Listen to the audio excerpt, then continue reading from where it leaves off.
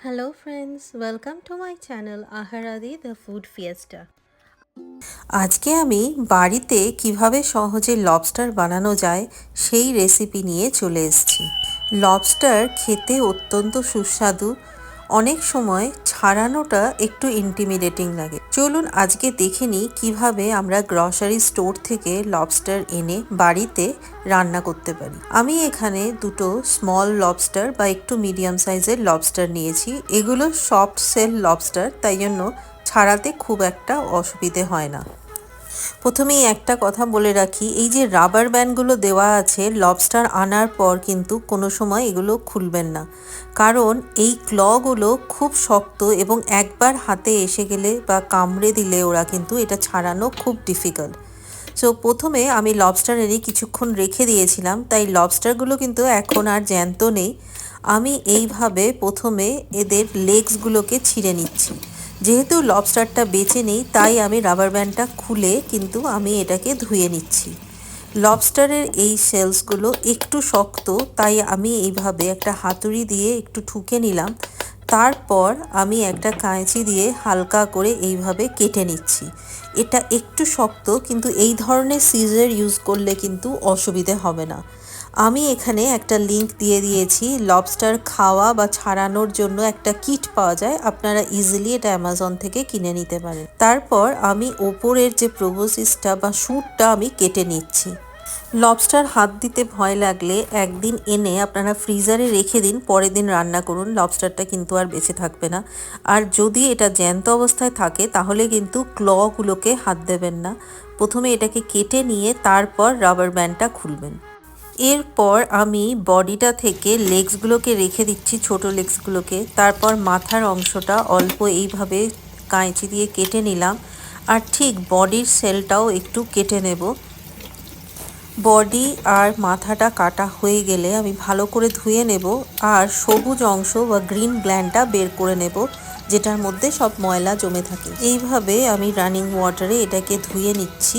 লবস্টারকে এইভাবে একটুখানি ফাটিয়ে রাখলে কিন্তু ঝোলটা খুব ভালোভাবে ঢুকে যায় আর খেতেও খুব টেস্টি হয়। ব্যাস, আমাদের লবস্টার ছাড়ানো এবং পরিষ্কার করা হয়ে গেছে।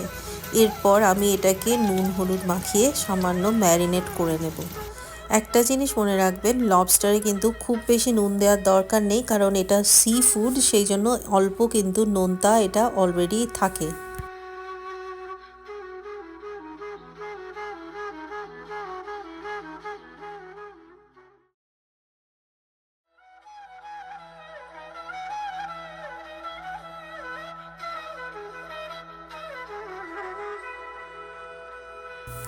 এরপর আমরা লবস্টারের বানানোর জন্য মশলাটা তৈরি করে নিচ্ছি। আমি এখানে একটা ছোট পেঁয়াজ, 1 ইঞ্চি আদা আর 1 কোয়া রসুন আর একটা কাঁচা লঙ্কা বেটে নিয়েছি। এরপর বড় পাত্রে, বেশ বড় সাইজের, যেখানে লবস্টারটা আমি পুরো ফোটাতে পারবো সেরকম একটা ভেসেলে আমি একটা গোটা পেঁয়াজ একদম কুচি করে কেটে তার সাথে কিছু গোটা গরম মশলা ফোড়ন দিয়ে আমি এটাকে কষিয়ে নিচ্ছি। আমাদের প্রথমে পেঁয়াজটা অল্প চিনি দিয়ে ভাজা হয়ে গেলে আমি অ্যাড করে দিচ্ছি বেটে রাখা মশলাটা। তারপর এর ওপরে আমি গরম মশলা গুঁড়ো এরপর থেকে দিয়ে দিলাম। সব দিয়ে আমি তেলের মধ্যে মশলাটা ভালো করে কষিয়ে নেব। তারপর আমি লবস্টারটা অ্যাড করে দিচ্ছি। লবস্টারটা দেওয়ার পর থেকে কিন্তু গ্যাসের ফ্লেমটা একদম কমিয়ে রাখবেন, কারণ লবস্টারটা কিন্তু বেশি হিটে রান্না করলে মাংসটা একদম শক্ত হয়ে যায়। তাই এরপর থেকে পুরো রান্নাটা আমরা হালকা আঁচে করব। যেহেতু লবস্টারটাকে আমি একটু কষবো, তাই ওপর থেকে আর একটু সর্ষের তেল আমি দিয়ে দিলাম। আমি এখানে সর্ষের তেল ইউজ করছি, আপনারা চাইলে বাটারেও এই রান্নাটা করতে পারেন। লবস্টারটা ভালো করে কষিয়ে নিয়ে প্রায় 5 থেকে 7 মিনিট আমি মশলা ধোয়া জলটা দিয়ে দিলাম। এরপর আমি অ্যাড করে দেব স্বাদ অনুযায়ী নুন, আর চাইলে আপনারা এখানে দুটো কাঁচা লঙ্কা অ্যাড করে দিতে পারেন আপনাদের স্বাদ অনুযায়ী।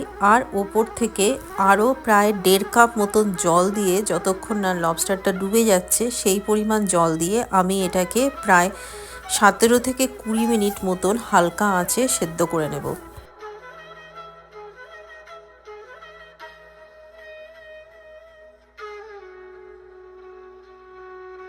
যখন লবস্টারটা ফুটতে আরম্ভ করবে আমি এখানে ওপরে একটা ঢাকা দিয়ে এরপর পুরো বয়েল করে নিচ্ছি, যাতে ঝোলটা খুব ভালোভাবে লবস্টারের মধ্যে ঢুকে যায়। এরপর ঢাকা খুলে যখন দেখব পুরো কালারটা অরেঞ্জ হয়ে গেছে, তখন জানবেন যে আপনাদের লবস্টার রান্না কিন্তু একদম কমপ্লিট। দেখুন আমাদের লবস্টারটা কিন্তু কালার চেঞ্জ হয়ে টোটালি ব্ল্যাক থেকে একদম অরেঞ্জ হয়ে গেছে। আমাদের লবস্টার সার্ভ করার জন্য রেডি। তাহলে বন্ধুরা দেখুন কত সহজে বানানো হয়ে গেল লবস্টার কালিয়া। এই রেসিপিটা ভালো লেগে থাকলে আমার চ্যানেলকে লাইক, শেয়ার, সাবস্ক্রাইব আর কমেন্টস করতে ভুলবেন না। Thanks for watching.